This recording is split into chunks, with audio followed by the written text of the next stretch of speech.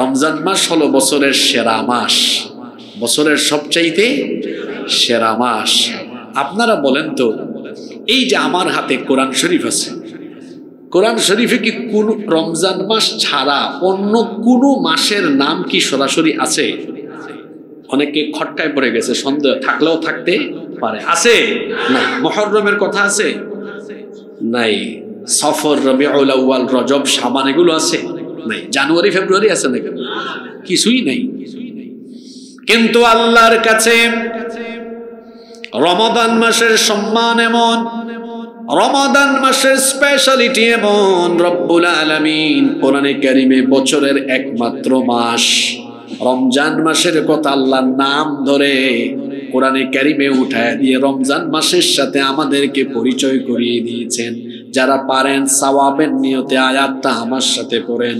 শাহরু রমাদানাল্লাযী উনজিলা ফীহিল কুরআন হুদাল লিন-নাসি ওয়া বায়িনাতিন মিনাল হুদা ওয়াল ফুরকান। কোরআনে কারীমের 2 নম্বর সূরা সূরাতুল বাকারা এর 185 নম্বর আয়াতে আল্লাহ তাআলা বলছেন, রমাদান হচ্ছে সেই মাস যেই মাসে তোমাদের জন্য, বিশ্ববাসীর জন্য হেদায়াত হিসাবে, সত্য মিথ্যার পার্থক্যকারী হিসাবে এই কোরআন যিনি নাজিল করেছেন তিনি কে? রমজানকে আল্লাহ কোরআন নাজিলের মাস হিসাবে আমাদের সাথে পরিচয় করিয়ে দিয়েছেন। সুবহানাল্লাহ। আচ্ছা বলেন তো, রমাদান শব্দটি বাংলা না আরবি? সবাই বলেন না আরবি। এটার অর্থ কি?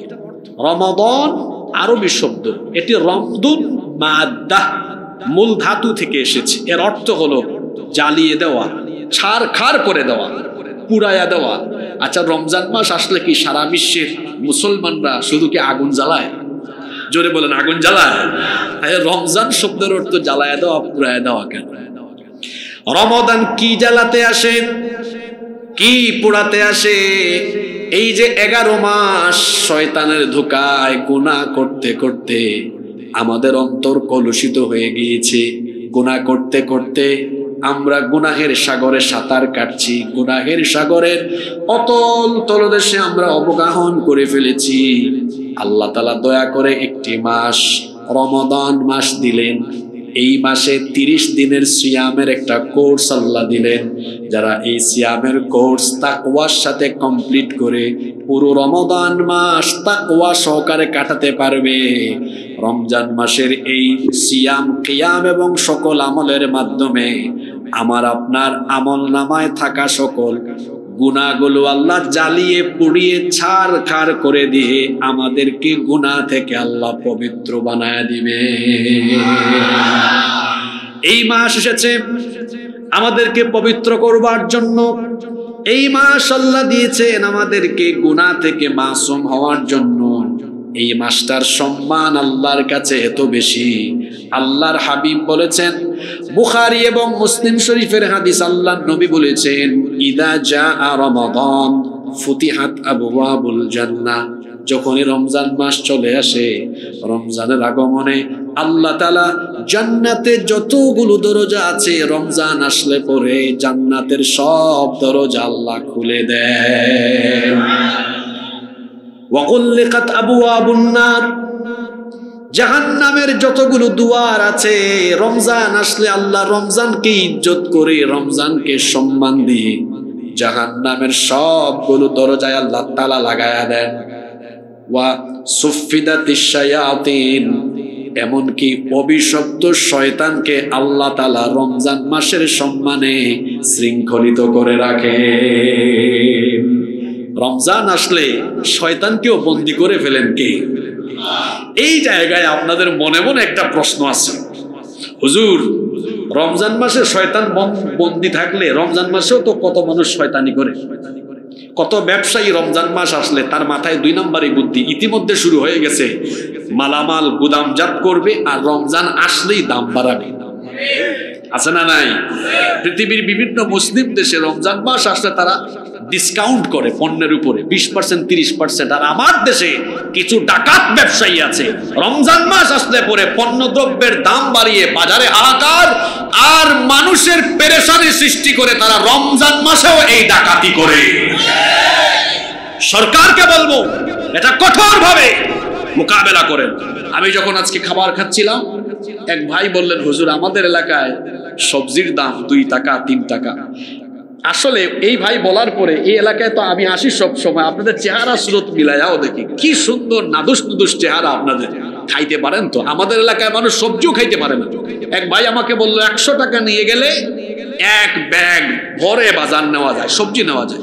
আর আমাদের এলাকায় আপনি 1-1.5 হাজার টাকা নিয়ে বাজারে গেলে সবজির ব্যাগ অর্ধেকও ফিল আপ হয়, সবজি খাইতে পারে না। এই জন্য দেখছেন এক একজনের চেহারা, আমার আব্বাদের চেহারা দেখেন কি নাদুস নুদুস। আলহামদুলিল্লাহ খাইতেছে তো ভালো, আল্লাহর নিয়ামত।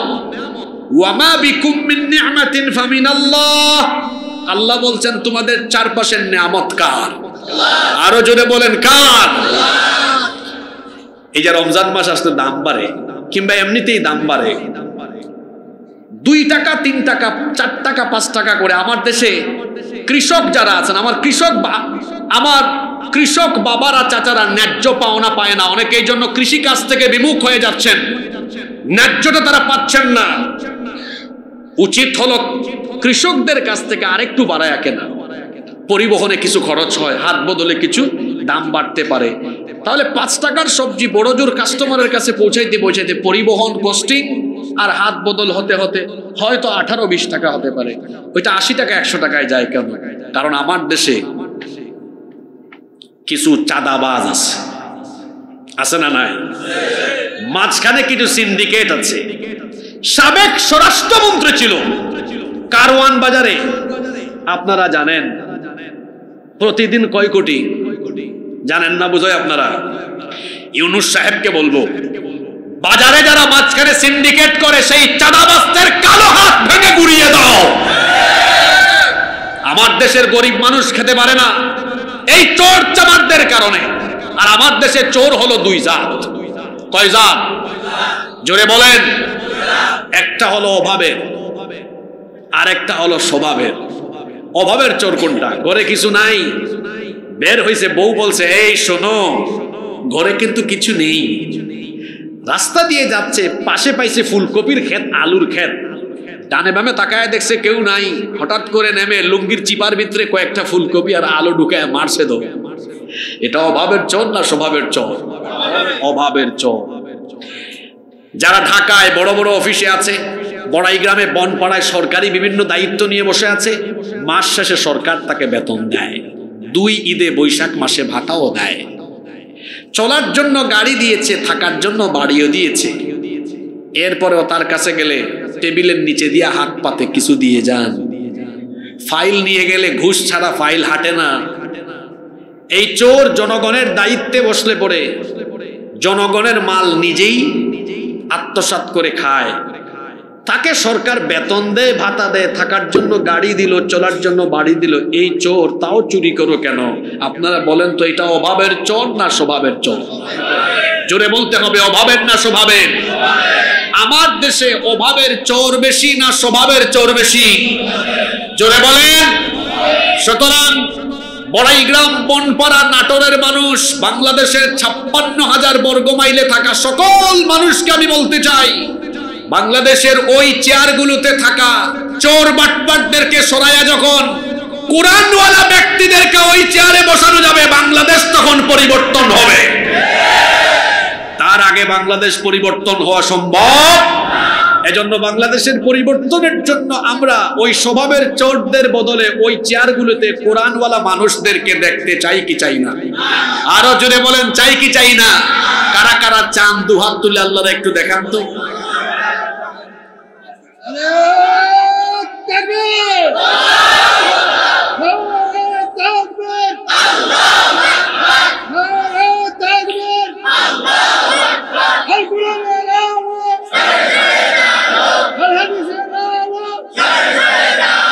ইসলামের শত্রুরা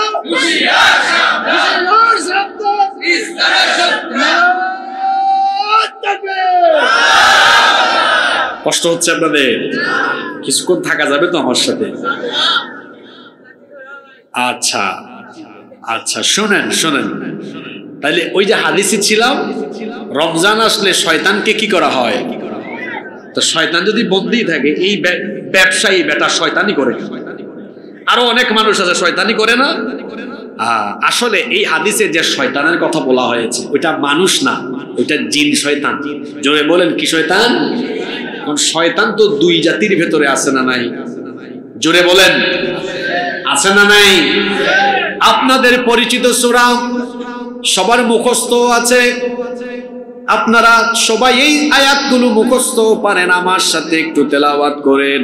আল্লাযী ইউওয়াসওয়িসু ফি সুদুরিন নাসি মিনাল জিন্নাতি ওয়ান নাস।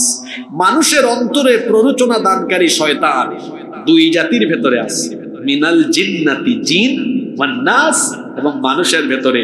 রমজান মাসে যেটারে বন্দী করা হয় ওইটা জিন শয়তান। জোরে বলেন কি শয়তান?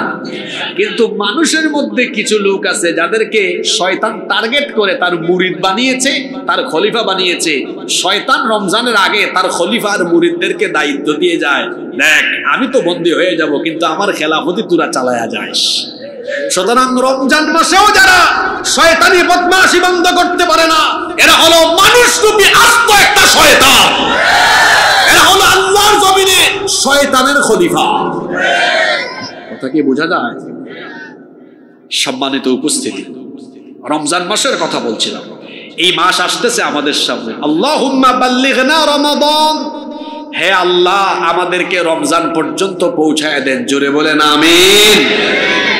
শুনেন, আমার দিকে তাকান তো। গত বছর আপনাদের এলাকায় এমন বহু মানুষ ছিলেন রমজান মাস পাইছিলেন, এবছর রমজান আসার আগেই দুনিয়া ছেড়ে চলে গেছেন। এরকম কিছু মানুষ আছে না নাই? আহারে আমার আব্বাজানরা, ভাইজানরা, তাকানের দিকে কেউ জানি না আমরা আর জীবনে কোনোদিন আমরা রমজান মাস পাই কিনা। এখানে অনেক আল্লাহর বান্দা আমার সামনে আছেন, হতে পারে এটাই আমাদের জীবনের শেষ রমজান মাস। হতে পারে কি পারে না? চোখেরই পলকে তুমি হতে পারো লাশ, চিরতরে বন্ধ হবে তোমার নিঃশ্বাস। হবে তোমারি নাম মসজিদের মাইকে, হবে তোমারি নাম মসজিদের মাইকে।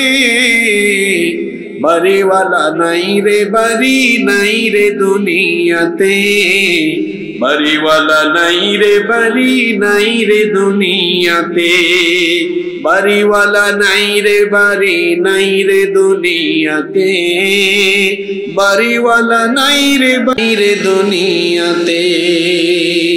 বাড়ি থাকবে, বাড়িওয়ালা হয়তো এটাই আমাদের জীবনের শেষ রমজান হয়ে যেতে পারে। এজন্য অ্যালার্ট থাকতে হবে, সাবধান হয়ে যেতে হবে। এই রমজান মাসকে কাজে লাগানোর জন্য আপনাকে সচেতন হতে হবে, মনে করতে হবে এটাই জীবনের শেষ রমজান, নইলে কাজে লাগাতে পারবেন না। জীবনে বহু রমজান আসলো চলে গেল, আপনার তো কোনো পরিবর্তন হলো না। আল্লাহর রাসূলের এমন বহু সাহাবীরা ছিলেন যারা সারা জীবনে একটা, দুইটা, তিনটা রমজান পেয়েছেন, কিন্তু তারা জান্নাতি হয়ে গিয়েছেন, কারণ তারা রমজান মাসকে যথাযথ কাজে লাগিয়েছেন। কিন্তু আমাদের মধ্যে অনেকে আছেন 40 বছর, 45 বছর, 50 বছর, যার বয়স 50 সে রমজান পাইছে কয়টা? আচ্ছা, এই ড্রোনটা কার? একটু বের করে ফেলেন, মানুষের নাকি সমস্যা হচ্ছে।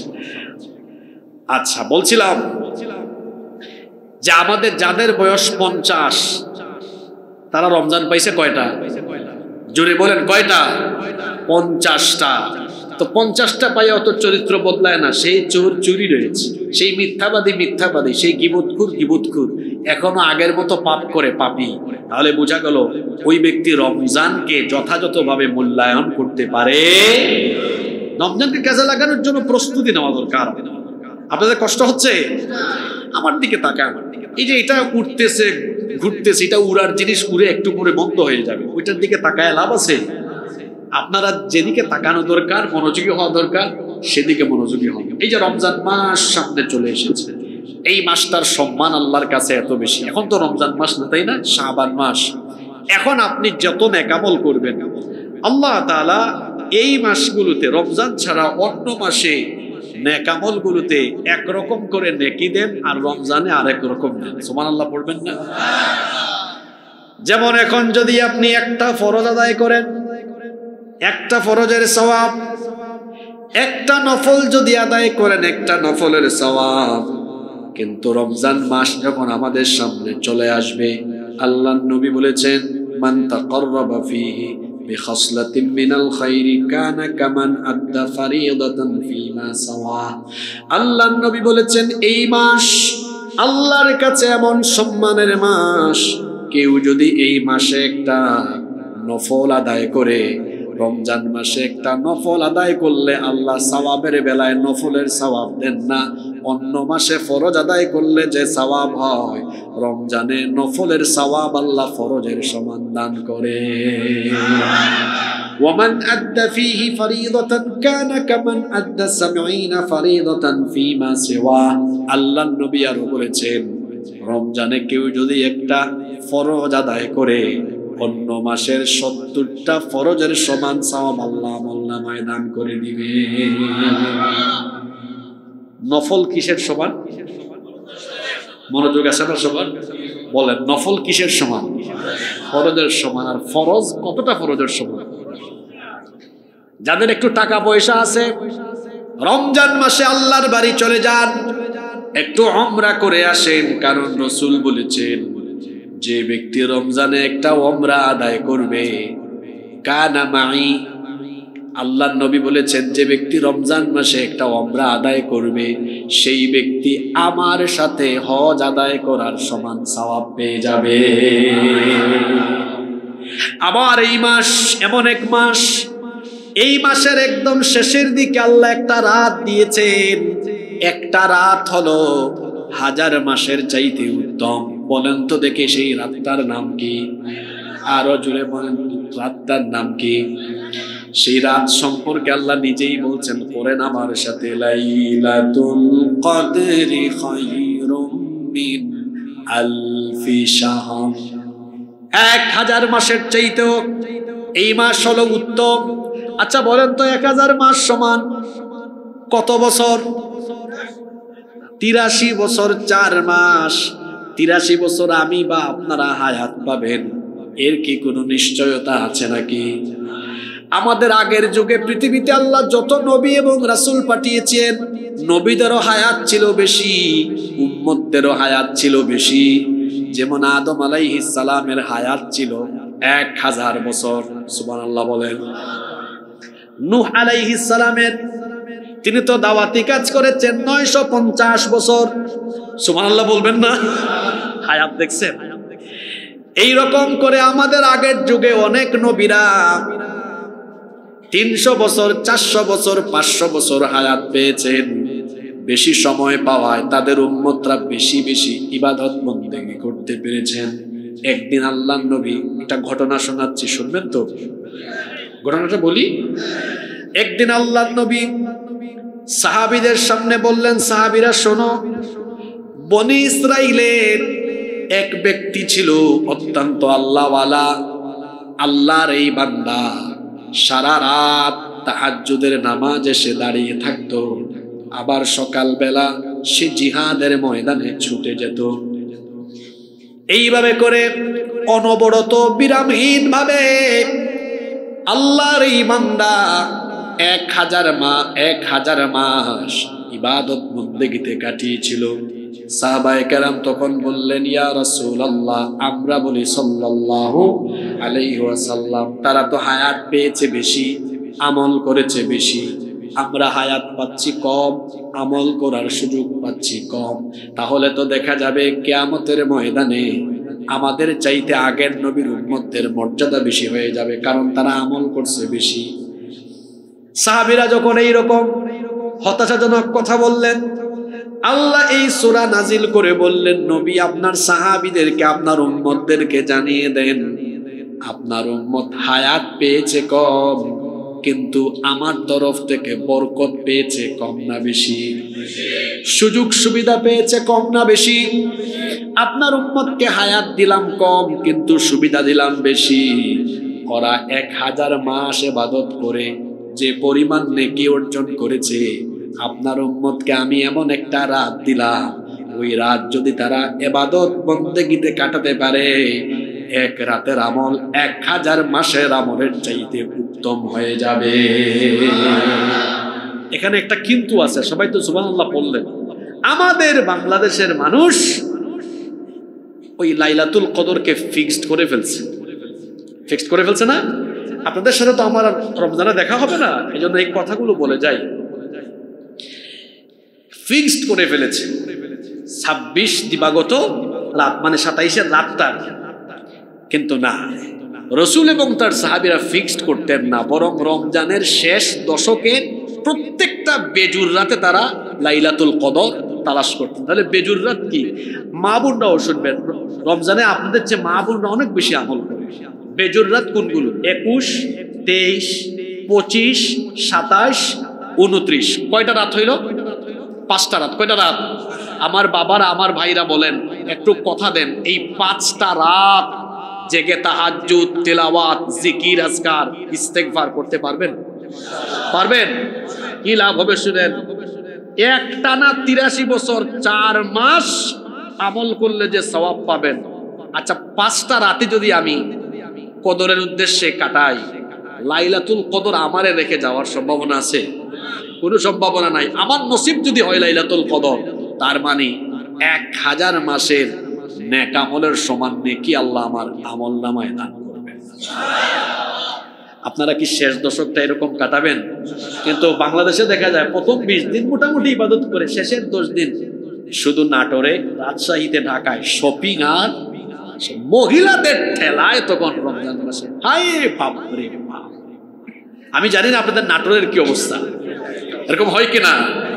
শোনেন, যাদের শপিং বাকি আছে, আমি আজকে বললাম ওই সামনে 1 তারিখ বেতন পাইলে 2 তারিখ সেরে ফেলবেন, আর টাকা থাকলে এই 2-4 দিনে সেরে ফেলেন।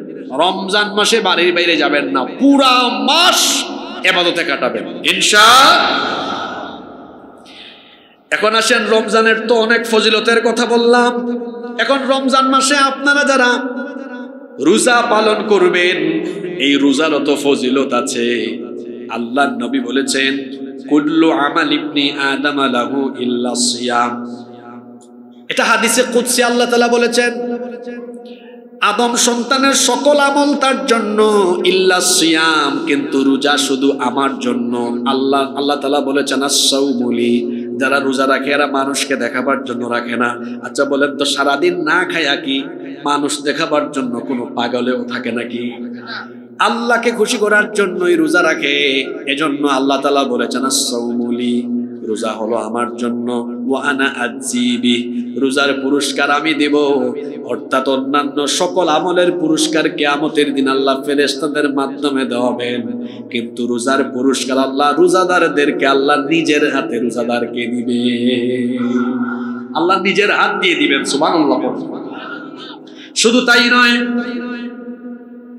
এই মাসটা হলো এমন, আল্লাহ নবী বলেছেন, রমজান মাসের রোজার এমন ফজিলত, মান সামা রমাদানা ঈমানান ওয়া ইহতিসাবান গুফিরা লাহু মা তাকাদ্দামা মিন যামবি।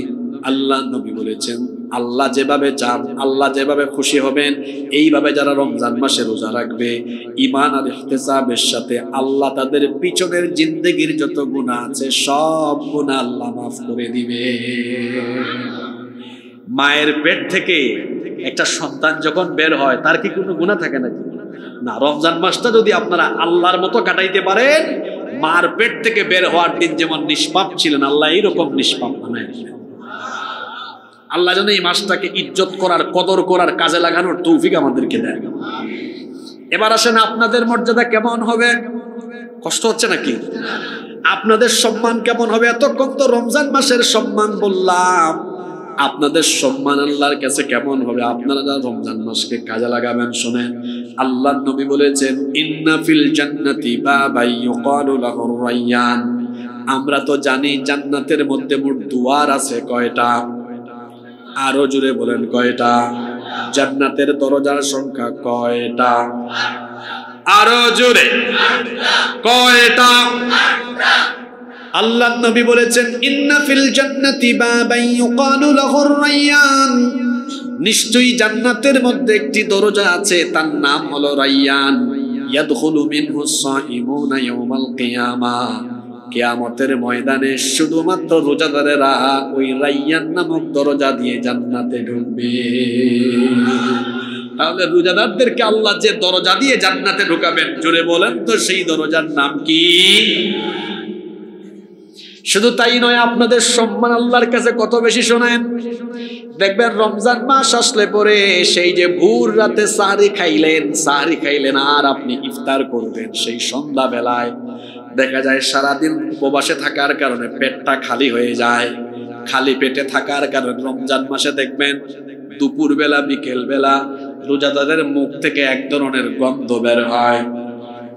আল্লাহ নবী বলেছেন রোজাদারের মুখ থেকে যে গন্ধ বের হয় এটাও আল্লাহর কাছে কত প্রিয়। শোনো, বুখারী এবং মুসলিম শরীফের হাদিস, আল্লাহর নবী বলেছেন ওয়াল্লাযী নাফসি বিয়াদিহি, আল্লাহর কসম, সেই সত্তার কসম যার হাতে আমার প্রাণ, লাখুলুফু ফামিস সাইমি আতয়াবু ইনদাল্লাহি মিন রিহিল মিস্ক।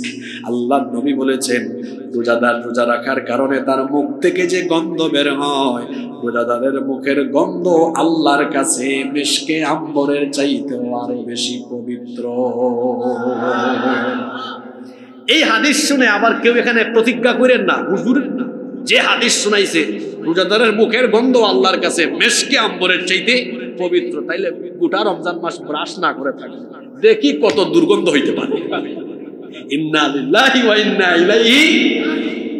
এক লোক একবার এইরকম ওয়াজ শুনে রমজান মাসে কোনো ব্রাশ করে না, মুখটা খুললেই বুঝতেছেন তো কি হয়, দুর্গন্ধ আর দুর্গন্ধ। মুখ পরিষ্কার রাখবেন। অনেকে আছেন পান খান কিন্তু মুখটা আবার কি রাখেন, পরিষ্কার রাখেন। অনেক ভাইরা বিড়ি সিগারেট খান, আস্তে আস্তে ছেড়ে দেওয়ার চেষ্টা করেন। অনেক ভাবিরাও এটা অপছন্দ করে, বোনরা অপছন্দ করে না। আর সবচেয়ে বড় কথা হলো এই দুটা জিনিসই দেখবেন মুখের সৌন্দর্য নষ্ট করে। আপনার ঠোঁটের সৌন্দর্য, দাঁতের সৌন্দর্য নষ্ট করে ফেলে। আর সবাই তো একটু স্মার্টনেস খুঁজে, তাই না? এটা আপনি নিজে খুঁজবেন না কেন? যারা খান আমার কথা এবার রাগ করেন না। অনেক বাবারা চাচারা খান না, কারণ একটু সময় কাটানো লাগে ওনাদের। আসলে সময় কাটানোর জন্য অনেকে খান বাবা, খাইতে কোনো আপত্তি নাই। কিন্তু আপনি যখন নামাজে যাবেন একটু মুখ টুক কি করে যাবেন, পরিষ্কার করবেন, একটু পকেটের মধ্যে মেসওয়াক রাখবেন। আপনি যেন কথা বললে কেউ যেন দুর্গন্ধ না পায়। অনেকে আছে নামাজে গিয়ে সুবহান রাব্বিয়াল আলা বলে, আর পাশের জন বলেন সিরিয়াস পরিস্থিতি হয় কি হয় না। এটা করবেন না, এটা করবেন না। অনেকে আছে বিড়ি সিগারেট খেয়ে তার ওয়াইফের কাছে যায়, আপনার স্ত্রী কষ্ট পায় যাতে আপনি বুঝেন না। আপনার স্ত্রী এরকম থাকলে আপনার যেমন কষ্ট লাগে, আপনি এরকম থাকলে উনারও কষ্ট লাগে। রাইসুল মুফাসসিরিন আব্দুল্লাহ ইবনে আব্বাস রাদিয়াল্লাহু আনহুমার একটা কথা আমার মনে পড়ল। তিনি বলছেন আমার স্ত্রী সে আমার সামনে পরিপাটি থাকুক, আমি যেমন পছন্দ করি, আমিও পরিপাটি হয়ে আমার স্ত্রীর সামনে যাওয়া পছন্দ করি, কারণ তারও তো রুচি আছে, ঠিক না? অবশ্যই রুচি আছে। তো বলছিলাম এক লোক একবার ফজিলত শুনে আর দাঁত ব্রাশ করে না। এক লোক জিজ্ঞেস করছে, ভাই আপনার এই অবস্থা কেন? আপনি তো দুর্গন্ধের কারখানা। চুপ করো, তুমি কি জানো না রমজান মাসে মুখের গন্ধ আল্লাহ পছন্দ করেন?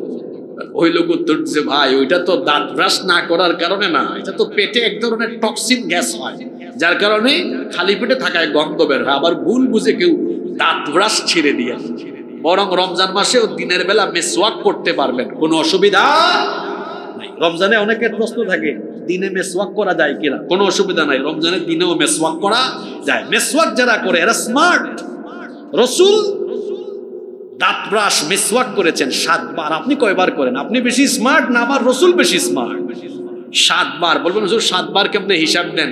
5 ওয়াক্ত নামাজের আগে 5 বার। আর আয়েশা রাদিয়াল্লাহু আনহার হাদিস আছে ঘুমানোর আগে তিনি মেসওয়াক করে ঘুমাতেন, ঘুম থেকে উঠলে আবার মেসওয়াক লাগাতেন। আরো একটা আমল আপনাদেরকে বলে দিই, আল্লাহর রাসূল দুনিয়া থেকে মেসওয়াক করতে করতে বিদায় হয়েছে। সুবহানাল্লাহ। তাহলে নবীজির জীবনের শেষ আমল কি? জোরে বলেন, শেষ আমল কি? যেন পকেটে একটা মেসওয়াক রাখবেন, মিসওয়াক লাগাবেন, দাঁতও সুন্দর থাকবে, মাড়িও সুন্দর থাকবে, মুখে দুর্গন্ধ হবে না, আপনি কথা বললে কেউ কষ্ট পাবে না, দাঁতগুলো সুন্দর থাকবে, মুখটাও ভালো থাকবে। অনেকে আছে কথা বললেই আরে বাপরে বাপ, মানুষ শুধু বলে হয় কি হয় না, এইটা করবেন না।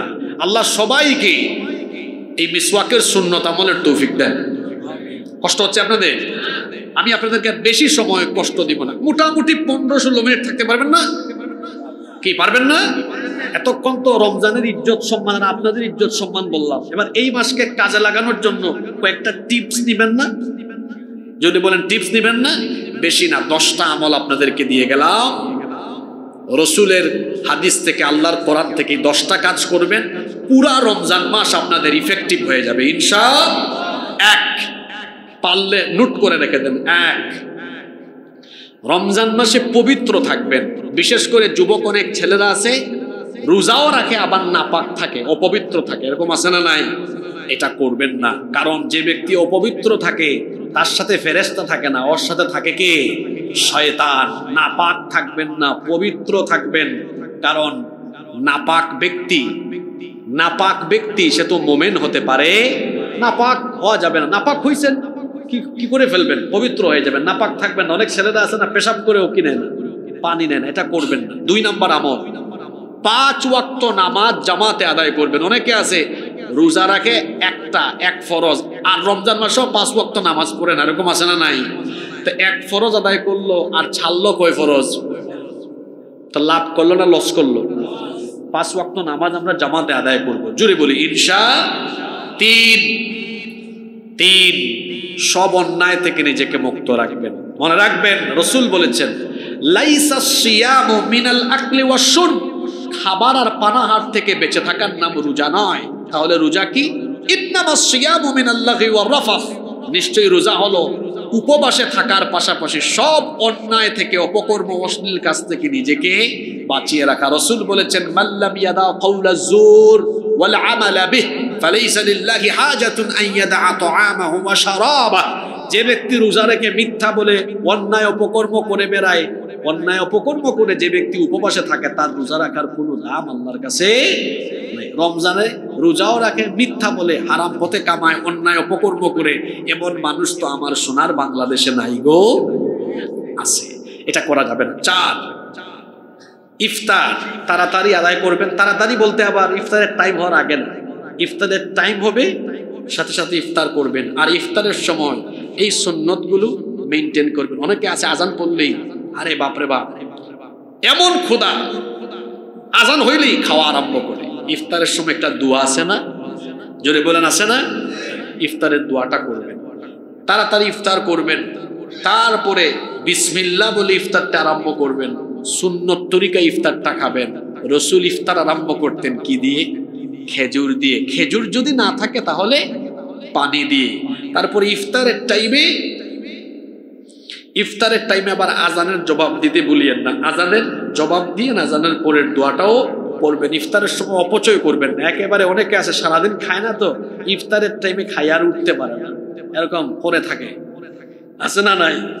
ইফতারের টাইমে হালকা খাবেন, নামাজটা জামাতে পড়বেন, ইফতারের কিছুক্ষণ পরে আবার আরেকটু খাবেন, তারাবিতে যাবেন, এসে আবার আর একটু হালকা করে খাবেন। বেশি বেশি খাবেন না, অল্প অল্প খাবেন। একটা কথা আজকে বলে যাই, মানুষ না খাইলে মরে না, মানুষ খাইলে মরে।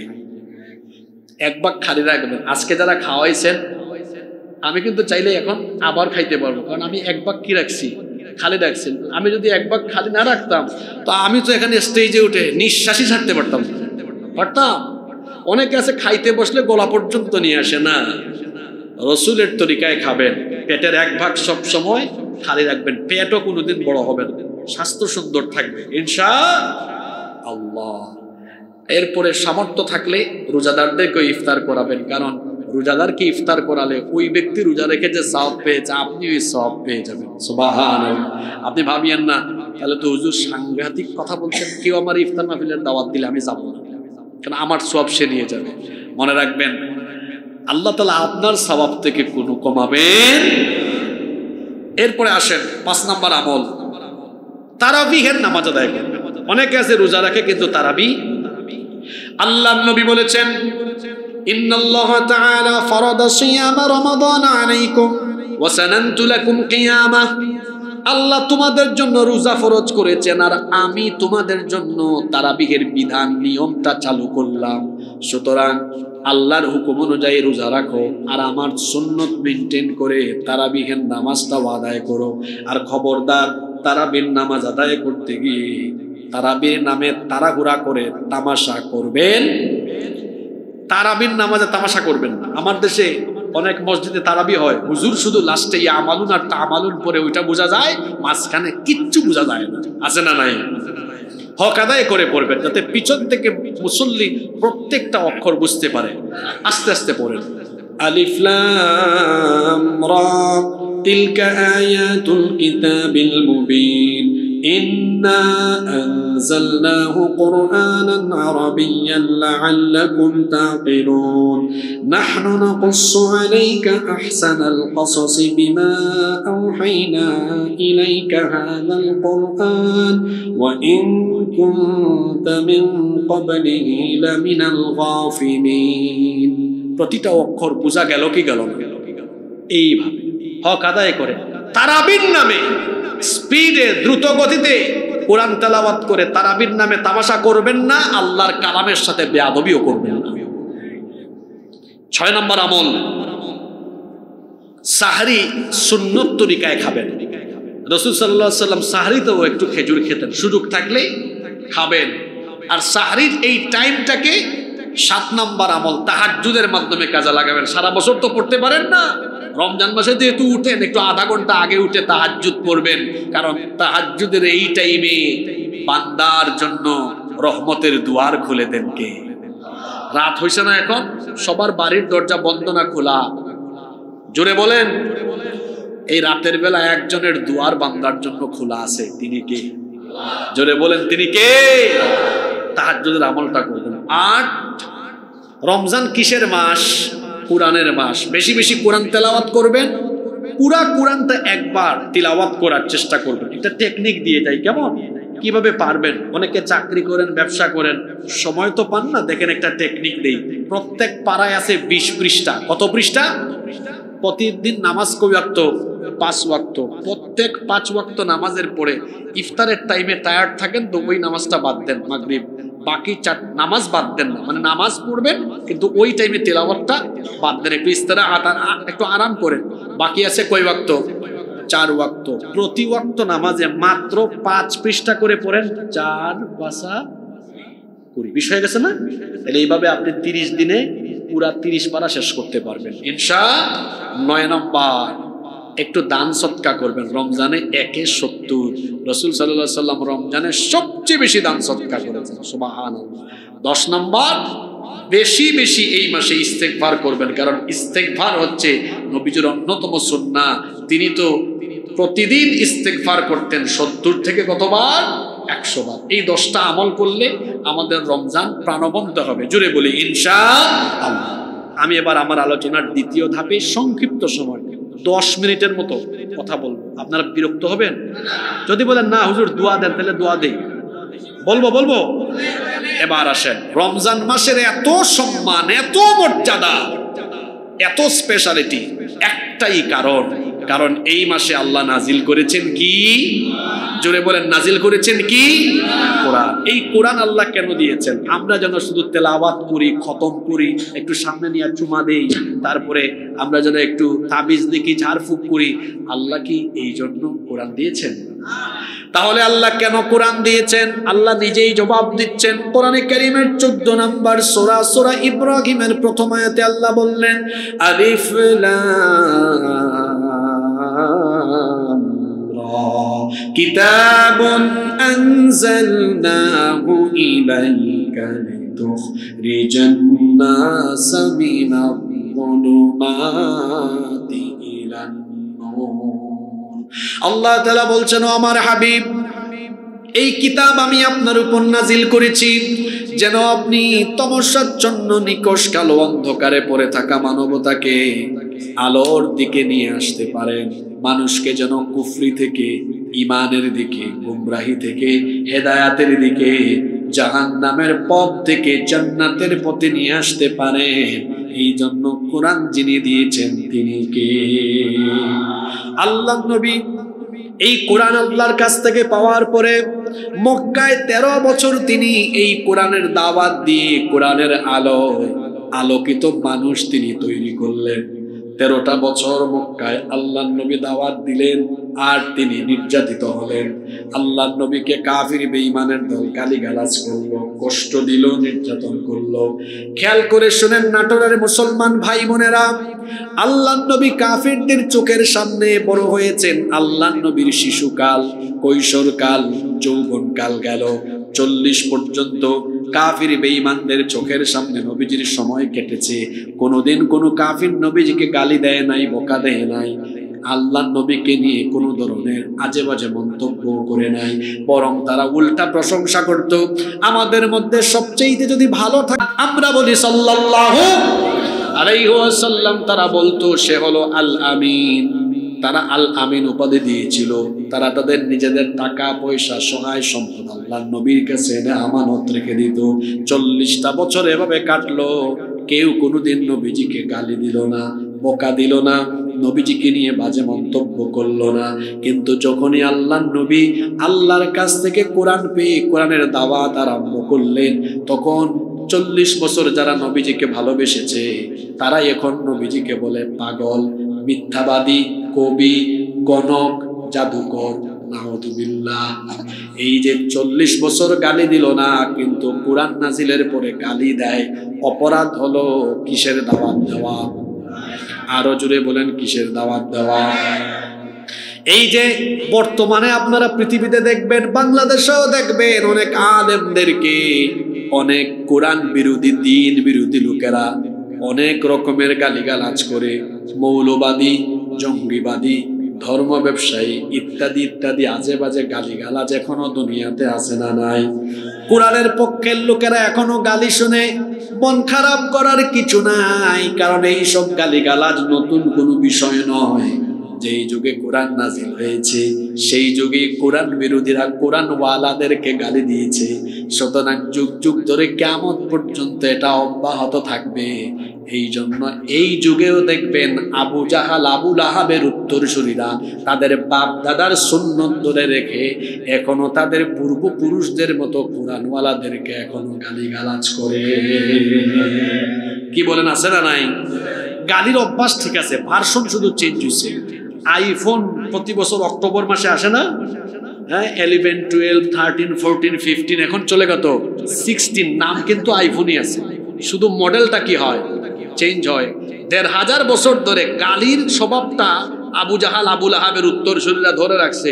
শুধু গালির মডেলটা একটু কি হয়েছে, আপডেট হয়েছে, ভার্সনটা চেঞ্জ হয়েছে। কিরকম? তখন গালি দিত পাগল, মিথ্যাবাদী, কবি, গণক, জাদুকর।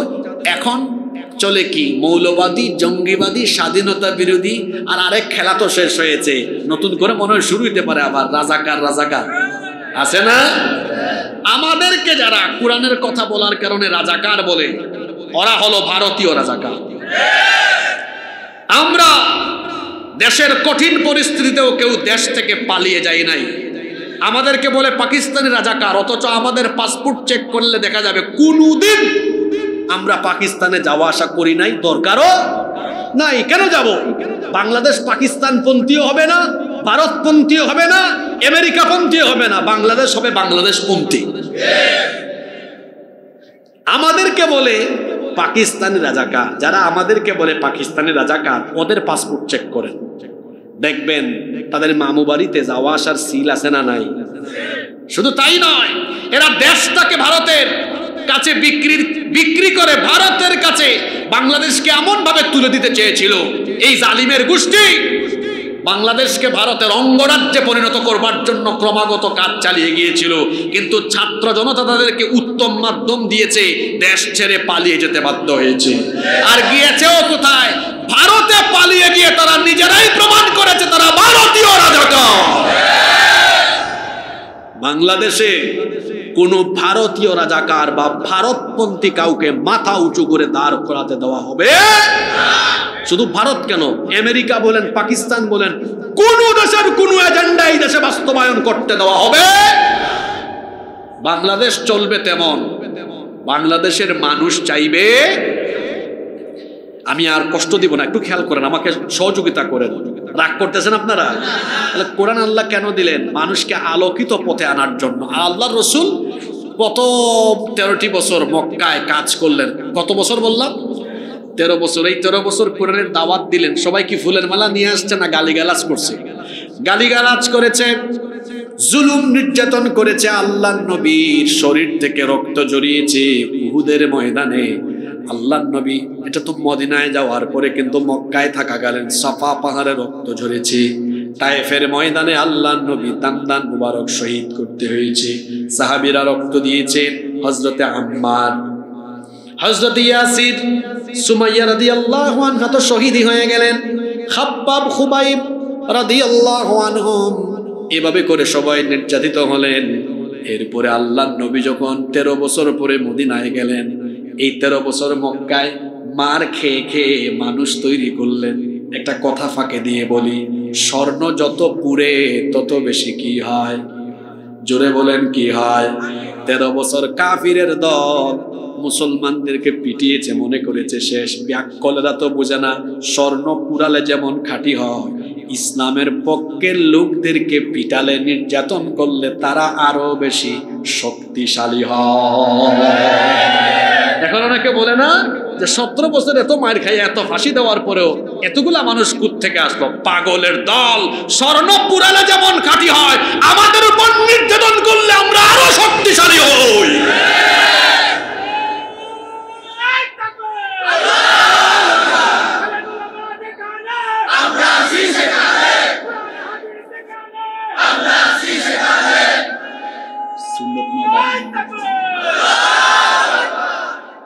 সম্মানিত উপস্থিতি, 13 বছর নবীজি মক্কায় মায়ের খায়া খায়া মানুষ তৈরি করেছেন। সুবহানাল্লাহ পড়বেন না? আচ্ছা, মানুষ তৈরি করার একটা কারণ আছে না? জোরে বলেন, আছে না? আপনারা একটু জবাব দেন, আর রাগ করেন না, আমি শেষ দিকে চলে আসছি। তাই মাশাআল্লাহ শুরু হয়েছে। আচ্ছা শোনেন, 13 বছরে রাসূল মানুষ তৈরি করছেন, একটা উদ্দেশ্য আছে না? এই যে আজকে মাহফিলের জন্য আপনারা প্যান্ডেলটাকে আজকে করেছেন না, গত 2-3 দিন ধরে করছেন না কাজ? আরো মাসখানেক, 2 মাস 3 মাস আগে পোস্টার করছেন, প্রচারণা করছেন, মাইকিং করছেন। এই যে এত আয়োজন কেন? আজকের দিনের জন্যই তো। রাসূল যে 13 বছর মার খায়া খায়া মানুষ তৈরি করেন, উদ্দেশ্য আছে না নাই? জোরে বলেন, আছে না নাই? আছে। কারণ এই কোরআন তো শুধু তিলাওয়াতের জন্য আসে নাই, খতমের জন্য আসে নাই। এই কোরআন হলো কমপ্লিট কোড অফ লাইফ, পূর্ণাঙ্গ জীবন বিধান, জীবন ব্যবস্থা সব আল্লাহ এখানে দিয়েছেন। 13 বছর রাসূল আগে মানুষ তৈরি করার কাজ করছেন। এরপরে মদিনায় গিয়ে 13 বছর তো মক্কায় মার খেয়েছেন। এবার মদিনায় যাওয়ার পরে রাষ্ট্র হিসাবে মদিনাকে গঠন করে কোরআন দিয়ে রাষ্ট্র পরিচালনা আরম্ভ করে তিনি রাষ্ট্রপ্রধান হয়ে, আর 13 বছর ধরে তৈরি করা লোকদেরকে দেশ কি একা চালানো যায়? জোরে বলেন, বিভিন্ন সেক্টরে মানুষ লাগে না? ওই 13 বছরে কোরআন দিয়ে তৈরি হওয়া খাঁটি মানুষগুলোকে এই রাষ্ট্রের বিভিন্ন জায়গায় জায়গায় জায়গায় জায়গায় সেট করে রাসূল রাষ্ট্রপ্রধান হয়ে ওফাতের আগে 10 বছর আল্লাহর কোরআন দিয়ে রাষ্ট্র পরিচালনা করে কিয়ামত পর্যন্ত পৃথিবীর মানুষের জন্য দৃষ্টান্ত রেখে গিয়েছেন। আল্লাহু আকবার। তাহলে বলেন, আমার রাসূলের জীবনে, রাসূলের আদর্শে, রাসূলের সুন্নতে দেশ পরিচালনার সুন্নত, আদর্শ, নিয়ম কানুন আছে না নাই? আজ বাংলাদেশে কিছু মানুষ বের হয়েছে কোরআন দিয়ে রাষ্ট্র পরিচালনার কথা বললে বলে, এই দেখো ধর্ম ব্যবসায়ীরা গলার আওয়াজ বড় করে।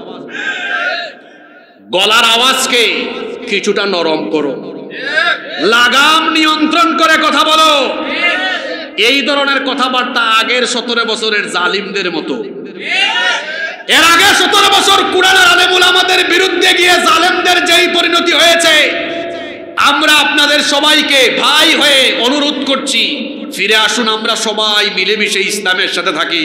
যদি অনুরোধটুকু না মেনে তাদের প্রেতাত্মা হয়ে এই আচরণ করেন, আগের তাদের যে পরিণতি হয়েছে, ভবিষ্যতে কেউ এই পথে আগালে তাদেরকেও সেই পরিণতি ভোগ করতে হবে। বাংলাদেশের মানুষের সেন্টিমেন্ট বুঝে আপনাকে কথা বলতে হবে। এই দেশের মানুষ ইসলামকে ভালোবাসে, এই দেশের মানুষ আলেমদেরকে ভালোবাসে, এই দেশের মানুষ আলেমদেরকে ভালোবাসে। দেখেন নাই আল্লামা সাইদিকে কত অপবাদ দিয়েছে। সাইদি সাহেবের প্রতি ভালোবাসা আপনাদের কমছে না আরো বাড়ছে? জোরে বলেন, কমছে না বাড়ছে? আলেমুল আমাদের মান সম্মান নিয়ে টানাটানি কইরেন না, ইসলাম নিয়ে টানাটানি কইরেন না। বেটা টাকলা মুরাদ ইসলামের বিরুদ্ধে গিয়ে মন্ত্রিত্ব গেল, এমপিগিরিও গেল, তার বান্ধবীর সাথে ট্রাক মিলাইয়া আসছিল, তার বান্ধবীরটাও খালে, তারটাও খালে, আমও গেল, সালাও গেল। সুতরাং এই ভুল নিজে নিজে করবেন না, এটা হচ্ছে নিজের পায়ে নিজে কুড়াল মারার মতো। এই ভুল করতে যাবেন না। আসুন আমরা এই দেশে সবাই মিলেমিশে ইসলামের পক্ষে থাকি, তাহলে আমরা সবাই এই দেশটাকে সুন্দরভাবে মিলে সাজাতে পারবো ইনশাআল্লাহ। তাহলে রসুল মদিনার রাষ্ট্র চালালেন, জোরে বলেন তো কত বছর? সবাই বললেন না তো কত বছর? রসুলের জিন্দেগি হলো 63 বছর। সবাই বলেন কত বছর? এই 63-র মধ্যে 40 বছর ছিলেন মক্কায়, আর 23 বছর ছিলেন, না আমি ভুল বলেছি, 53 বছর মক্কায়, 10 বছর মদিনায়। মক্কার জীবনকে বলা হয় মাক্কি জীবন, মদিনার জীবনকে বলা হয় মাদানী জীবন। আবার মাক্কি জীবন দুই ভাগ, নবুয়তের আগের মাক্কি জীবন আর 40-এ নবুয়ত পাওয়ার পরে বাকি 13 বছর নবুয়ত পরবর্তী মাক্কি জীবন। 10টা বছর মদিনায় কাটিয়েছেন রাষ্ট্রপ্রধান হয়ে। আল্লাহর নবী দেশ চালালেন নিজে আইন তৈরি করে, সাহাবীরা আইন বানিয়ে দিয়েছে, সেই আইন দিয়ে নাকি আল্লাহর আইন দিয়ে? জোরে বলেন কার আইন দিয়ে? আল্লাহর আইন আর মানুষের আইন পার্থক্য বুঝে আমরা মোনাজাত করব। তাকান তো একটু উপরে আসমানের দিকে, আর দেখেন তো একটু পায়ের তলার জমিনের দিকে। আসমান জমিনে যা কিছু আছে সব কিছু কয়জনের হুকুম মানে? জোরে বলেন কয়জনের হুকুমে? সব কার হুকুমে চলে? এই জন্য কোনোদিন কি হরতাল, অবরোধ, মানববন্ধন, অবরোধ, আন্দোলন কোনো কিছু আসমান জমিনে দেখেছেন? না, কারণ ওখানে কোনো দল নাই, কিছুই নাই। ওখানে সবাই এক দল। কার দল? আল্লাহর দল। এখানে সবাই এক, আল্লাহ যে হুকুম করেছেন ওইটাই মানে, বাকি কোনো হুকুম বাকি হুকুম দেওয়ারে কেউ নাই, মানারও কেউ নাই। প্রতিদিন সূর্য পূর্ব দিক থেকে উঠে, আল্লাহ হুকুম করেছেন কিয়ামতের আগ পর্যন্ত এভাবেই পূর্ব দিকে উঠবা, পশ্চিম দিকে যাবা। কোনোদিন কি সূর্য পশ্চিম দিকে উঠছে নাকি? এখানে দুইজন থাকলে পেশ লাগতো, একদিন রাগ করে অন্যকে বলতে, না আজকে একটু পশ্চিম দিকে উঠাও। দুইজন থাকলেই সমস্যা আছে না নাই?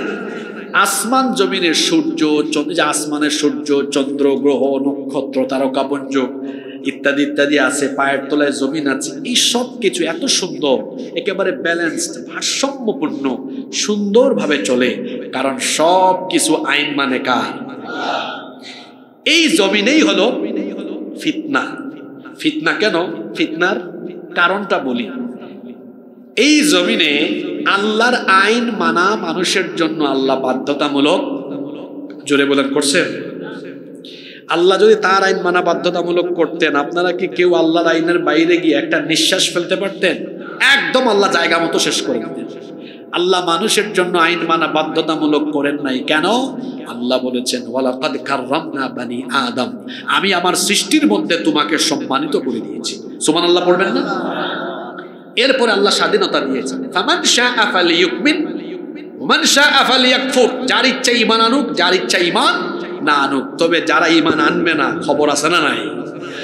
এখানে এত ফিতনা, এত আন্দোলন, এত মানববন্ধন, এত হরতাল, এত কিছু কেন? কারণ এখানে আমরা দলাদলি করি। আমি বানাইছি এক দল, আপনি বানাইছেন আরেক দল, আপনি বানাইছেন আরেক দল। বানাইয়া আপনি বলেন আমি এভাবে চালাতে চাই, আপনি বলেন না এইভাবে চালাতে চাই। এইভাবে করে পৃথিবীতে যে দেশে, যে সমাজে মানুষ দলাদলি করে আইন বানাবে, এই আইন দিয়ে কোনো দেশের, কোনো সমাজের মাটির উপরে থাকা মানুষের কল্যাণ হবে না। বরং যে দেশের, যে সমাজের মানুষ বলবে সব আইনকে লাথি দিয়ে ডাস্টবিনে ফেললাম, আল্লাহর আইনকে গ্রহণ করলাম, তারা পৃথিবীর শ্রেষ্ঠ জাতি হয়ে যাবে। আমরা কি বাংলাদেশের মানুষ পৃথিবীর শ্রেষ্ঠ জাতিতে রূপান্তর হতে চাই না? এজন্য সবাই দল মত সবকিছু ভুলে গিয়ে আল্লাহর বিধান, কোরআনকে প্রতিষ্ঠার জন্য ঐক্যবদ্ধ হয়ে যেতে হবে। কোরআন কোনো দলের না, এটা বিএনপির না, এটা জামাতি ইসলামের না, এটা চরমুনাইন না, এটা খেলাফতের না, এটা কারোরই না। কোরআন কার? এটা এসেছে কার জন্য? সবার জন্য। জোরে বলেন কার জন্য? এটা বিএনপির কোরআন, এটা জামাতের কোরআন, অর্থাৎ সব দল মতের সবার কোরআন। এটা যদি আমরা সবাই মিলে ধরি, কামড়াকামড়ি করা লাগবে না। আমরা এটার উপরে এক থাকলেই আসমান জমিন যেভাবে ব্যালেন্সড ওয়েতে চলে, ভারসাম্যপূর্ণভাবে সুন্দরভাবে, আমরা আসুন কেউ আমাদের দুশ্মন না। কেউ কি আমাদের দুশ্মন? যারা বিএনপি, জামাত, চরমুনাই, হেফাজত, খেলাফত, জাতীয় পার্টি, আরেকটা নাম আমি বলি নাই, কারণ এটার নাম বলতেই ভিতর থেকে আপনাদের ঘৃণা লাগে কি লাগে না? যদি বলেন লাগে কি লাগে না? লাগে। তবে তারা তওবা করলে তাদেরকে মাফ করবেন কে? আল্লাহ। কাউকে আমরা ঘৃণা করি না। আমাদের কোনো ভাই ভুল করেছে, তওবা করে যদি সেও দিনের পথে ফিরে আসে, আল্লাহ যদি মাফ করে দেন, আমাদের কোনো অসুবিধা আছে? আমরা সবাই মিলে যদি কোরআনকে আঁকড়ে ধরি, কোরআনের পথে থাকি। রসুলের যুগে যেমন সেই যুগের মানুষরা সোনালী একটি সমাজ পেয়েছিল, চুরি ডাকাতি, লুণ্ঠন, লুটতরাজ, হানাহানি, মারামারি সব বন্ধ হয়ে যেমন একটি সোনালী রাষ্ট্র তারা পেয়েছিলেন, আমরা ওই রকম সোনালী একটি রাষ্ট্র পেয়ে যাব ইনশাআল্লাহ। আমি এখন দুইটা কথা বলে শেষ করব, কারণ আছে। আপনি যতই মানুষকে ওয়াজ করেন, পেটে ক্ষুধা থাকলে, পেটে খাবার না দিলে এই ওয়াজ দেওয়া কোনো কিছু হবে না। এজন্য আমি আপনাদের উদ্দেশ্যে দুইটা পয়েন্ট বলে আমি শেষ করব। এটা খুবই গুরুত্বপূর্ণ। আজকের গোটা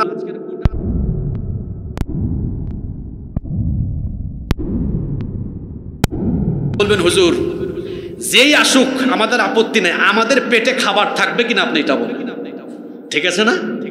মনে রাখবেন, কোরআন ছাড়া পৃথিবীতে মানুষ আইন দিয়ে যে দেশে যে সমাজে দেশ চালাবে, আমি বাংলাদেশের কথা বলছি না, কথা বলছি, ওখানে কিছু মানুষ খায়া থাকবে, কিছু মানুষ না খায়া থাকবে। আমি চ্যালেঞ্জ করে বললাম, একমাত্র কোরআন দিয়ে যে কোনো দেশ চললে ওখানে প্রত্যেকটা মানুষ খেয়ে দিয়ে শান্তিতে থাকতে পারবে। ঠিক তো আন্দাজি বলছেন না, বুঝে আমি এখন বুঝাই দিই, আমি চাপাবাজি করে যাব। কিভাবে মানুষের পেটে খাবার ঢুকবে? পেটে মানুষের খাবার ঢুকবে তখন যখন সবাই স্বাবলম্বী থাকবে, যখন কেউ বেকার থাকবে না। আচ্ছা, কেউ যদি বেকার থাকে, তার ঘরে কি আজকে চাল যাবে, খাবার যাবে? তো চাল ডাল কিনতে হলে তার পয়সা লাগবে না? তো তার তো স্বাবলম্বী হওয়া দরকার, কোনো কাজ থাকা দরকার।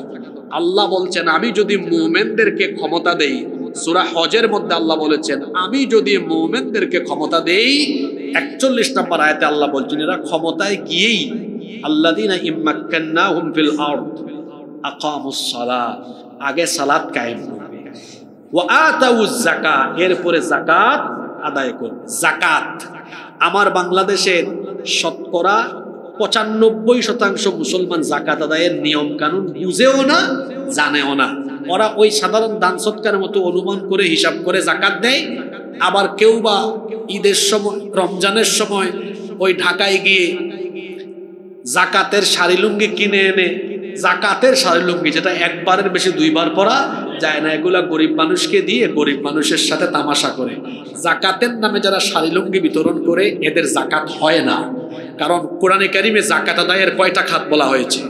8টা। এই 8 খাতের বাইরে আপনি তামাশা করার কোনো সুযোগ নাই। আর যাকাত ইসলামী রাষ্ট্র থাকলে এটা তারা কালেক্ট করবে। আর যাকাত দেওয়া হয়েছে কোন উদ্দেশ্যে? উদ্দেশ্য জানতে হবে। যাকাতের উদ্দেশ্য হলো বেকারত্ব দূর করা, গরিবী হালত দূর করে দেওয়া। কোনো গরিব থাকবে না, সবার পেটে খাবার থাকবে। এটা কিসের উদ্দেশ্য বললেন না? কিসের উদ্দেশ্য? কিভাবে আসতে পারে? আমার দিকে তাকান, উদাহরণ দিই। আপনাদের এই দক্ষিণ মালিপাড়া গ্রামে আপনারা যদি 10 জনকে কমিটি বানাইয়া এই এলাকার যাকাতগুলা ওই কমিটির কাছে আনেন, শুনতেছেন সবাই? মনে করেন এই বছর এই গ্রামের যাদের উপর যাকাত ফরজ, আপনারা 2 লক্ষ টাকা যাকাত একত্রিত করলেন। কত লক্ষ?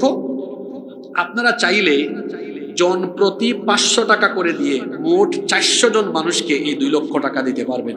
কিন্তু আপনারা বলেন তো, এই 400 জন মানুষ 500 টাকা করে জন প্রতি পেয়ে এরা এক বেলার বেশি 2 বেলা খাইতে পারবে? তাহলে গরিব কি গরিব থাকলো না? তাহলে যাকাতের উদ্দেশ্য কি হলো না? হাসিল হলো না। আপনি 400 জনকে না দিয়ে হাতে গোনা কয়েকজনকে দেন। এই দক্ষিণ মালিপাড়ার একজন বিধবা বোনকে ডেকে এনে বলেন, তোমার তো সংসার চলে না, বাচ্চা কাচ্চা আছে, ধরো একটা সেলাই মেশিন কিনে দিলাম। এই বোন সেলাই মেশিন পাইয়া এখন যদি কাজ আরম্ভ করে, তার পরিবার চলার ব্যবস্থা হলো কি হলো না? তার গরিবী হালত দূর হলো, খাবারের ব্যবস্থা হয়ে গেল। আরেকজন ভাই এত দরিদ্র, তার আব্বা আম্মা আছে, পরিবারটা চলে না। ডেকে এনে বললেন, ধরো তোমাকে একটা ভ্যান বা একটা অটোরিকশা কিনে দিলাম। একটা ভ্যান বা অটোরিকশা পাইলো, এখন তার পরিবারটা চলার ব্যবস্থা হইলো কি হইলো না? আরো একজনকে এনে ছোট একটা টঙের দোকান করে দিলেন। মনে করেন 2 লক্ষ টাকা 400 জনকে না দিয়ে দিলেন মাত্র 3 জনকে। ফায়দাটা হলো কি, এই 3 জন আর জাকাত খাওয়ার উপযুক্ত হয়তো 1-2 বছর পরে থাকবে, সংসার চলার ব্যবস্থা হয়ে গেল। আল্লাহ এই উদ্দেশ্যে জাকাতের ফর্মুলা দিয়েছেন। আর আপনি 500, 200, 300 উড়াইয়া দেন, গরিবের সাথে তামাশা করেন। এই তামাশা করার কোনো অধিকার আপনাকে ইসলাম দেয় নাই। এবার আসেন, এটা গ্রাম দিয়ে উদাহরণ দিলাম, এটা গ্রামের দায়িত্ব না। আমার দিকে তাকান, 2-3 মিনিট তো আপনাদেরকে রাখবো, কষ্ট হচ্ছে? এই দেশে যদি ইসলামী সরকার থাকতো তাহলে নতুন একটা মন্ত্রণালয় থাকতো, যেটা রসুলের যুগে ছিল, সাহাবীদের যুগে ছিল। জাকাত মিনিস্ট্রি থাকতো, সেখানে আবুল তাবুল লোকজন মন্ত্রী হতো না, এই মন্ত্রণালয়ে থাকতো না। ইসলামী অর্থনীতিতে বিশেষজ্ঞ লোকজন এই মন্ত্রণালয় পরিচালনা করতেন। আপনাদের সকলের হিসাব সরকারের কাছে থাকতো। উপজেলায় অফিস থাকতো। বছর শেষে আপনার নামে চিঠি আসতো, অমুক সাহেব আপনার তো এত টাকা জাকাত আসছে, আপনার নিকটস্থ উপজেলা অফিসে গিয়ে জমা দিয়ে দেন। এরকম গোটা দেশে কালেকশন করতো সরকার। ভালো করে শোনেন, জাকাত নিয়ে আমার ব্যক্তিগত গবেষণা আছে। আমার ধারণা প্রতি বছর বাংলাদেশে জাকাত সুন্দরভাবে আদায় করতে পারলে 12-13 হাজার কোটি টাকা উঠানো যাবে। কিন্তু আপনাদেরকে বোঝানোর জন্য আমি এখানে সংক্ষিপ্ত একটা হিসাব টান দিচ্ছি। মাত্র এটা আপনাদের এই রাজশাহীর 2-3 জেলায় এটা উঠে যাবে। কিন্তু আমি ছোট উদাহরণ দিই বোঝার স্বার্থে।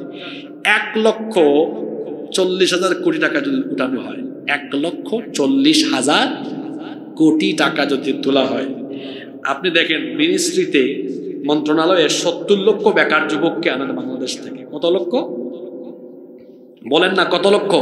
70 লক্ষ এনে প্রত্যেকের হাতে 2 লাখ টাকার একটা চেক দেন। 70 লক্ষ গুণ 2 লক্ষ সমান হলো 1,40,000 কোটি দিলেন। এই বাবারা যাও, পরিবার চলে না, 2 লাখ টাকার চেক দেওয়া হলো। এটা দিয়ে ছোটখাটো কোনো ব্যবসা বা কাজ আরম্ভ করো। তবে তুমি এটা খাও না কাজে লাগাও, আমাদের উপজেলায় অডিট অফিসার আছে, দেখবে তোমরা কি করো। অডিট অফিসারদেরকে লাগাই দেন। 1 বছরে কত লক্ষ বেকারকে কাজ দিয়ে দিলাম, জোরে বলেন।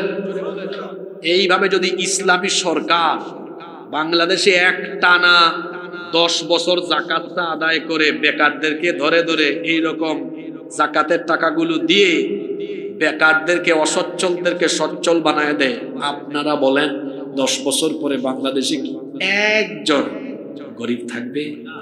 জোরে বলেন থাকবে? আমি বলছি না ওয়াজ দিয়া মানুষের পেট ভরাইতে পারবেন না, মন ভরাইতে পারবেন। কিন্তু আপনি এই যে ফর্মুলা দিয়ে গেলাম, এই ফর্মুলা মানুষকে বুঝাইতে পারলে সব মানুষ ইসলামের পক্ষেই খালি মারবে। ইসলাম ছাড়া কিছু চাই? মনে রাখবেন, ইসলাম ছাড়া পৃথিবীর যে দেশে মানুষ আইন বানিয়েছে, কিছু খায় কিছু না খায়া মরে। একমাত্র এই জাকাতের ফর্মুলা থাকলে সবাই খায়া দেয়া বাঁচবে। পৃথিবীতে কি এইরকম পরিস্থিতি কখনো তৈরি হয়েছিল? কে বলছে না হয়েছে?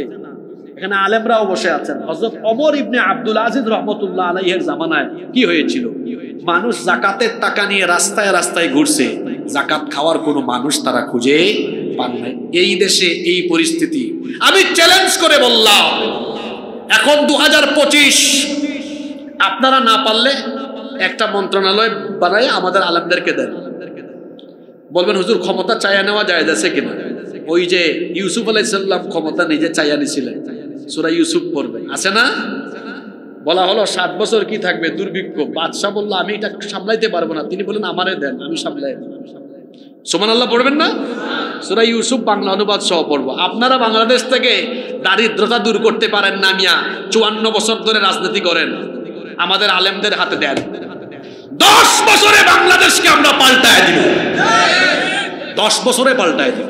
একজন গরিব মানুষ থাকবে না। আপনারা পারবেন কেমনে? আপনারা তো 100 কোটি টাকা বাজেট হলে 95 কোটি ভাগ করে নিজেরাই খাইয়া ফেলেন। পারবেন কেমনে আপনারা?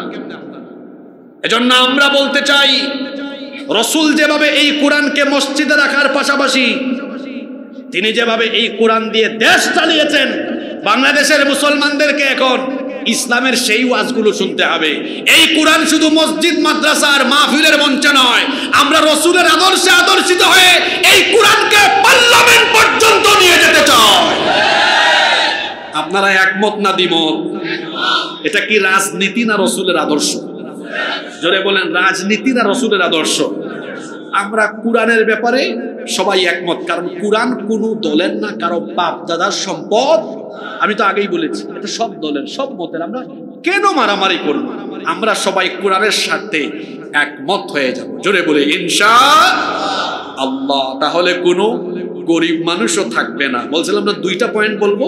একটা তো বললাম কোরআন প্রতিষ্ঠা হলে গরিব থাকবে না। দুই, যেটা বলে আজকে মোনাজাত করব, কোরআন প্রতিষ্ঠা হলে কোনো অন্যায়, অবিচার, জুলুম থাকবে না। কারণ কোরআন অন্যায়, অবিচার, জুলুমের পক্ষে না বিপক্ষে। কোরআন দিয়ে বিচার করেন, আপনার দেশে চুরি কমে না, দিন দিন খালি বাড়ে। ডাকাতি কমে না, দর্শন কমে না। এত অপরাধ কেন? বিচারগুলো ঠিক মতো হয় না। একটু কোরআন দিয়ে চোরের বিচার করেন তো। একটা চোরকে হাত কেটে দেন, দেশের সবগুলা শেষরা চোর তারার মতো সোজা হয়ে যাবে। এজন্য কোরআন দিয়ে বিচার ফয়সালা আরম্ভ হলে অপরাধ থাকবে না, অন্যায় থাকবে না। এই দেশ সত্যিকার অর্থে সোনার বাংলাদেশে পরিণত হয়ে যাবে ইনশাআল্লাহ। আজকে আমরা রমজানের গুরুত্ব, সম্মান, আমল নিয়ে কথা বললাম। শেষের দিকে কোরআন প্রতিষ্ঠার গুরুত্ব নিয়ে কথা বললাম।